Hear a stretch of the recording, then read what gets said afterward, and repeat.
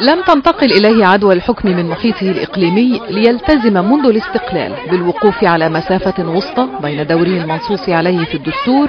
حماية التراب التونسي ضد أي اعتداء خارجي وحماية الجاليات التونسية أينما كانت، وبين الساحة السياسية.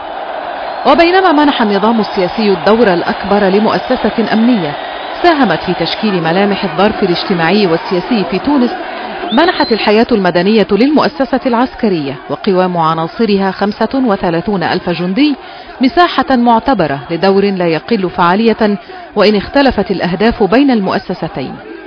فشارك الجيش في مشاريع التنمية وأسس البنى التحتية للبلاد، إضافة إلى مهمات حفظ سلام اطلع بها تحت مظلة الأمم المتحدة.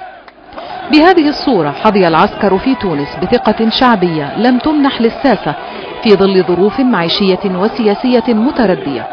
ولعل أداء الجيش في الأزمة التونسية الحالية ساعد في تجسيد هذا الدور. فبينما كان الحل الأمني أقرب الحلول لدى السلطة منذ بدء الاحتجاجات في سيدي بوزيد، وما استوجبه ذلك من وجهة نظر أمنية من إراقة دماء في محاولة للسيطرة على زمام سلطة انفلت من قبضتها، كان للجيش رؤية استراتيجية مخالفة، حيث سارع إلى الحيلولة دون مزيد من الصدام بين الشارع الثائر وقوات الأمن ذات اليد العليا في نظام بن علي. وبينما كانت رقعة الدماء المسالة في الشارع التونسي مرشحة للاتساع، بدا أن هناك من لعب دورا خلف الكواليس انتهى بمغادرة الرئيس المخلوع زين العابدين بن علي وأسرته البلاد فيما اعتبر حقنا سريعا للدماء.